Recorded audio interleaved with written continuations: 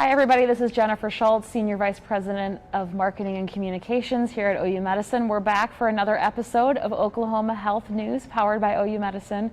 Very excited to have with us today Dr. David Sparling. Dr. Sparling is a clinician researcher of pediatric diabetes and endocrinology at the Harold Hamm Diabetes Center. Welcome and thank you for joining us today. Thank you for having me. You are in a very special space where you are a clinician researcher and you are focused on pediatric diabetes and endocrinology. Mm-hmm. Tell me a little bit, just for all of us to kind of understand at home, what a clinician researcher is. What does that mean? You bet. So I was lucky enough to get an MD and PhD from here at OU and have been focused on seeing patients as a big part of my life, but also actively participating in research. A little bit of bench research. I do a little bit of clinical research as well.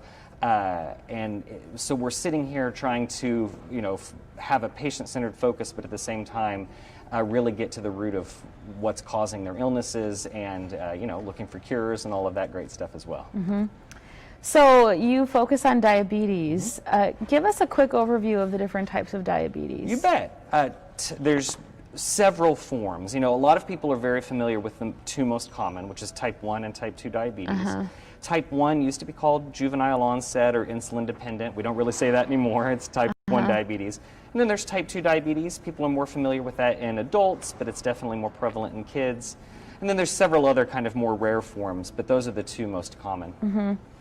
So we've heard a lot about diabetes in Oklahoma, and if you spend any time over at Harold Hamm Diabetes Center, you really learn quickly about what we call an epidemic of diabetes. Tell me a little bit about what the numbers are like in Oklahoma in terms of children with diabetes. Well, Oklahoma generally kind of reflects the nation. There's an increase generally in both type 1 and type 2 diabetes. Type 1's a little tough to figure out. We're always looking for a cure, but we don't even fully know the cause yet. We know a lot of the steps along the way, but we don't quite know why it's still expanding. Type 2 diabetes, of course, has a lot to do with our lifestyle. 1 in 3 Oklahomans, if I remember correctly, are at risk for developing type 2 diabetes, maybe even 1 in 2 in the future. Mm-hmm. And so, and that's trickled down from the adult world into the pediatric world as well, as we have sometimes some unhealthy lifestyles that can complicate our health. Mm-hmm. So when you say it's trickled down from the adult world to the pediatric world, are you talking about lifestyle of child mirroring lifestyle of parent, or are you talking about more genetic predisposition? Or that's a great question. It's a little bit of both. Mm-hmm. So we know that especially in type 2 diabetes, if both parents have type 2 diabetes, the risk to their child from a genetic standpoint is actually very, very high. For type 1 diabetes, it's if your parents have it, that definitely does place you at risk. But then with type 2 diabetes, again, an unhealthy lifestyle, less activity, more access to sugary beverages and things like that, anything that increases our chances of obesity, that definitely can also increase our chance of diabetes. And then the toughest part is that we know, actually from research in our own section, that even a form of diabetes called gestational diabetes, if a mom has diabetes, that developing fetus actually has a very large increased risk for diabetes as well. So when we're thinking about risk for diabetes and sort of type 2 being something that children might get, I just have to ask, I think sometimes we have maybe misunderstanding of what causes type 2 diabetes. And I only say that because, it might not always be that you are heavily overweight. That's absolutely And so tell me a little bit about that kind of misunderstanding I think we might have. Oh no, it's a tough situation, in part because 95% of the people in the world that have diabetes, when we say diabetes, they have type 2, and so we're used to thinking about that. And so the way I like to structure it for my families, because typically in pediatrics we're seeing more type 1 diabetes than type 2. They get a lot of very well-intentioned advice from their friends and family that might also have diabetes, but the treatment's different. But what I like to say just broadly is if Insulin is the key that allows our body to absorb sugar and use energy appropriately. In type 1 diabetes, you've lost your keys, and all I can do is give you back insulin. Type 2 diabetes, the lock is stripped, and so the insulin's got to work a lot harder. And if that's the case, and we have certain unhealthy parts of our lifestyle that makes insulin not work as well, people have heard that sometimes called insulin resistance, that can lead to the body wearing out. And we're seeing that younger and younger and younger. I mean, even into almost toddler years now is kind of the famous earliest case of type 2 diabetes. So that wasn't here, thankfully, but we've definitely seen it younger and younger here. And, we can do certain lifestyle things to get around that. More exercise, better diet, and all of that sort of stuff, hopefully to stave that off. And, in the past couple of years, we've actually started seeing that. There's less and less sugary beverages being consumed, which in a pediatrician's heart is the best thing you can do for a child's health. The less soda you drink, the better. Right, right. So we know that we've seen a lot of advances, and the very nature of research is to advance healthcare for all of us. And so when I think about that, I'm wondering if you could describe to us how diabetes and the advancement of understanding and the treatment of diabetes, how has that changed over the last 10, 20, 50 years? So that's a great question, because it's a really rapidly evolving field. The most amazing statistic in general to me is that next year is insulin's anniversary, right? Insulin's 100 years old next year. So we didn't have a treatment for this illness until about 100 years ago. But once we had a treatment established, we stopped always looking for the cause. And now that we're starting to look into the cause a little bit more closely, we're really starting to see some major advancements towards a cure. So here I'm talking a lot more about type 1 than type 2 for sure. But we know that type 1 diabetes now is an autoimmune disease.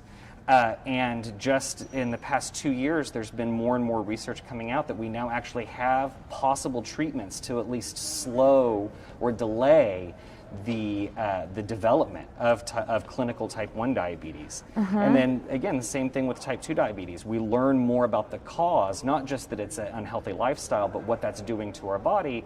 We're starting to really find that there's certain treatments, there are certain preventive measures that we can take. So the research really is bearing fruit.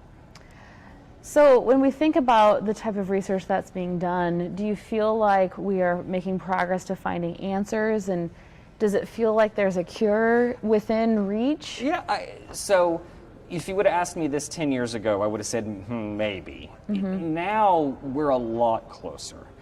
The hardest thing with this, like I said earlier, is that diabetes is almost like a syndrome. There's so many different ways to get there, let alone talking the difference between type 1 and type 2.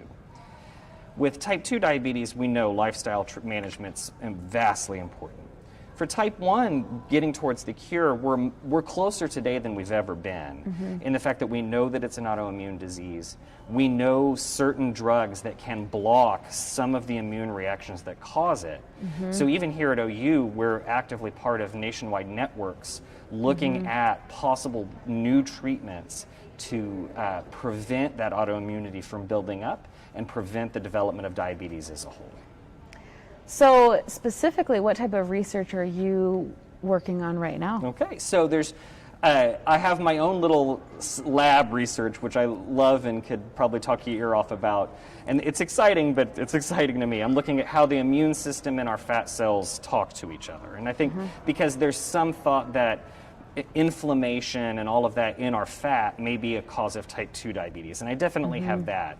But I think one of the more exciting things that we're doing here at OU is that we're part of a nationwide network called TrialNet, which is looking at the cause and possible treatments of type 1 diabetes. So we actively look for patients that are family members of people with type 1 diabetes, because those people are at higher risk of developing diabetes in the future. If we can find out if they have antibodies that cause diabetes or are associated with the cause, then that opens the possibility of enrolling them in some very exciting trials we have going. So we're part of a literally nationwide, really worldwide network to expand our understanding of type 1 diabetes and its treatment. Very interesting. So, one of the things that I always like to talk about here is, ways in which we might have hope for something like diabetes, also COVID. So I have two questions kind of revolving around that. right. And one of them is what kind of hope can you give us here in Oklahoma about the future of diabetes in Oklahoma, the future of diabetes if it's impacting our life? It's one of the biggest things that I drive home in terms of hope is the difference between 10, 15 years ago and today, and the amount of technology and advancements that are currently going on for treatment. You know, I remind everybody that there's a Chief Justice in the United States that has type 1 diabetes, so the hopes, plans, dreams that parents have for their children shouldn't change if we come across the diagnosis of diabetes. It's a life-altering sort of diagnosis, but at the same time there's amazing chances for treatment. And one of my jobs, I feel, as a clinician is to teach families how to make diabetes just a part of their life, not ruling their life. And so we'll show them the best new insulins, the best new tech, what to do because of how to get away from fear of low blood sugars or high blood sugars and all of that sort of stuff. So thinking about these kind of unprecedented times, you know, we have heard about COVID and diabetes and sort of those two things, you know, causing a lot of other challenges. Absolutely. When it comes to kids with diabetes, how do we prepare for those types of concerns? Do you have any recommendations about how we approach that? Yeah, absolutely. I mean, we know that anybody with diabetes is inherently at higher risk in terms of their disease progress, especially with COVID. So it's very, very important to be prepared. And the preparation is the same preparation that I tell everybody in terms of the flu or any other significant illness. We have a set of things, especially that children with type 1 diabetes, they're dependent on their insulin, dependent on insulin given externally. They can't control their blood sugars without it. We have a set of tools and advice that we typically follow, kind of a go bag, if you will, that everybody with type 1 diabetes especially needs to have with them all the time. So I can take you through it if you want me to. Yeah, So, I was going to say, is that what you have here? Yeah, I think we really want to see what this is because, I mean, parents are thinking about how do we have our kids prepared, and there's, you know, virtual school, blended school, some in person, there's play dates with friends that you might be socially distanced and doing it differently, but we're trying to find that new normal. Right. So what is it that you have put together here? So when you're worried about illness and diabetes, and generally, you know, when I laugh that this is both an illness go bag, but really it's the stuff that every kid with type 1 diabetes has with them or should have access all the time. If they're going to a play date, they need to be able to treat their diabetes, and someone there needs to know how to help them do that. So, you know, water, none of us drink enough water, so we definitely need to stay hydrated. We tell people to maintain a diabetes emergency either plan folder or generally kind of a general plan of emergency contacts and a general idea of what their prescriptions are, because you never know. You pull out insulin and that vial falls on the floor and it breaks, well, you got to go get a new bag. So then with type 1 diabetes, there's a broad things that you always need, right? We need insulin either through an insulin pump or through an insulin pen. And if you're delivering it with insulin pen, you're going to need a pen needle on that. You're going to need to be able to check your blood sugar, so you always, always, always need your glucose meter. And if you don't, and I've had this phone conversation at 9 o'clock at night with patients, if your meter's out of batteries, you better have batteries in your pack. If one of my patients is having a severe low blood sugar, they're going to need to be able to treat that. Whether that's through fruit snacks or juice or some sort of other glucose tablet. And then, you know, most importantly, really, is if we have a very, very low blood sugar where the patient's passed out. Again, this is very rare, but we need to be prepared. It's always it's for the emergency. We have emergency glucagon, which can raise your blood sugar very quickly. We have a needle version, and then very excitingly, one of the new advances in the past couple of years is we now have a nasal form of that same drug. So it's a life-saving drug. It's just like epinephrine for someone with a peanut allergy. To bring their blood sugars back up.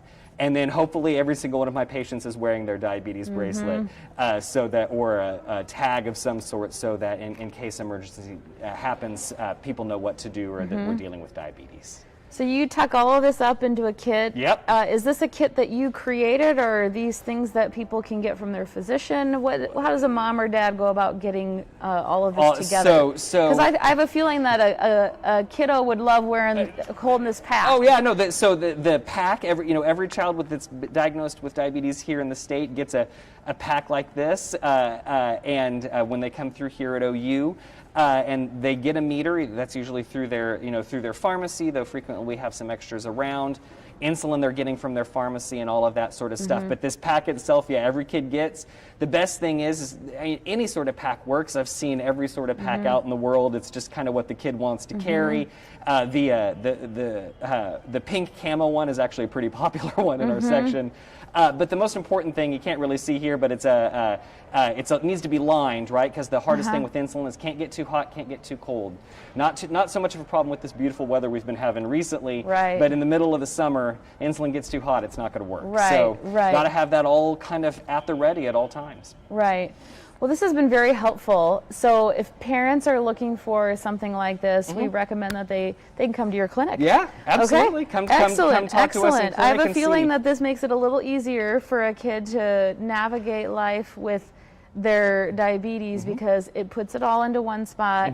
It's kind of a fun kit from the outside looking in. They can cross their shoulder or something like that. And they're prepared for whatever that might be. Yeah, be prepared for the day. That's all we ever ask. So it's my favorite thing when I see a family walk in and they've got whatever kit they've got for their day. So and then a kid shows up sometimes without it. And I'm like, well, how are you going to check your blood sugar? And they're like, oh yeah, Dr. Sparling, I'm sorry. Right. So. Excellent. Well, thank you so much. It's been just really a joy having you here. Very, very informative. I know everybody at home probably really enjoyed this too and learning about it. We're going to be back here next week for more Oklahoma health news.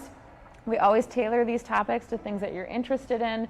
Keep sending us direct messages and commenting on our Facebook about it. We will see you next week and have a great one.